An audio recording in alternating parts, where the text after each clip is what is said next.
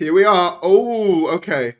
So we got this new picture, which is them all in their spacesuits. I assume this would be at the start of the adventure. Hang on, if we look here very closely, actually, we can see the. Can you see there? There's like some wiring at the top. That's interesting. It looks slightly different. I don't know why. So there's that one. They're all in their spacesuits, looking determined slash frightened in Yaz's case. And then the second one is we get a nice shot of Ace and Tegan heading into unit headquarters. We can see what looks to be some unit soldiers there. This is definitely the place that they were filming back in July, with the staircases and the big unit logo on the bottom of the floor. We've also got this one, which depicts the Rasputin Master, as he is known. There's definitely got to be something to do with that, right? Like, that's got to be deliberate. The whole Rasputin getup. I feel like that's got to lead to something, right? And then there's this final one, which shows Jodie in her chamber. And yeah, you can see both the Cybermen and the Cybermasters, respectively, are both in this scene. So my assumption is that, like, I don't get why you would have both. I mean, maybe one of them is working for the lone Cyberman, the other one is working for the Master. That's my guess. But then why would they come together? That feels odd to me. But that's a cool shot.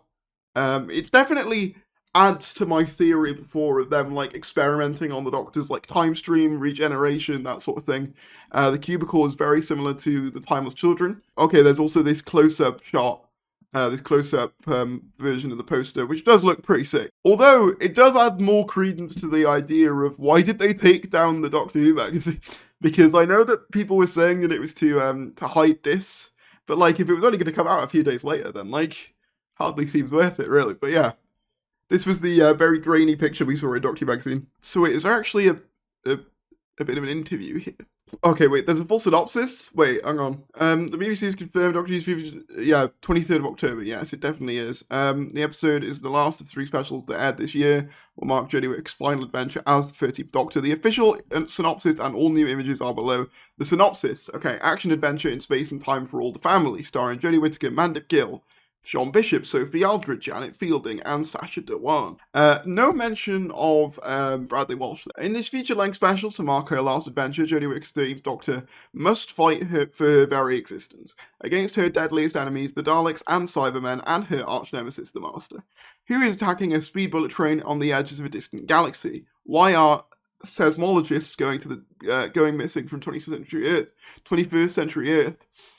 Who is defacing some of history's most iconic paintings? Why is a Dalek trying to make contact with the Doctor? And just what does the mesmeric Rasputin have over Tsar Nicholas in 1916 Russia? Jesus Christ, there's a lot going on already.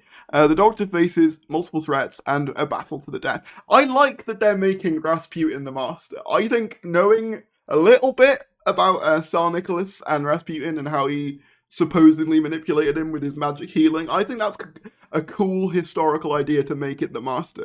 My only hope is that they've got enough time to actually, do something with it. Written by Chris Chibnall and directed by Jim Maxton, the special length feature will air as part of the BBC Centenary celebrations. Strictly Come Dancing will also mark the centenary with a special weekend. Yeah, I don't care about that. Speaking about the episode earlier in the year, okay, we've already heard that. Yeah, so just 23rd. Okay, so we have confirmation that the Master's going to be Rasputin. That's confirmed. Oh, we've had a £4.49 super chat from Marco Bowers saying, do you think Yaz will die? I don't think Yaz will. I would like one of them to die.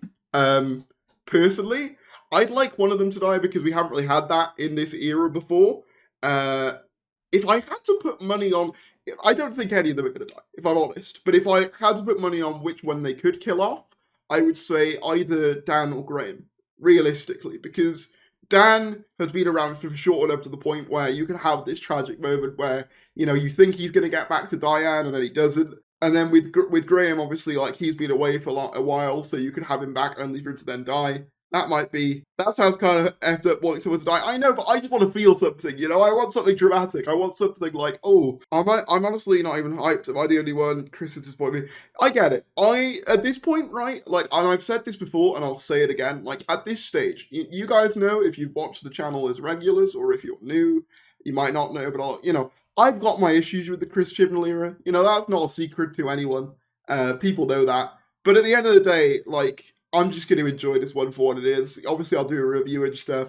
But, like, there's an ice cream van. Yeah, I'm just going to enjoy this one for what it is. Like, it might end up being a bit of a mess. I've always kind of thought it will be.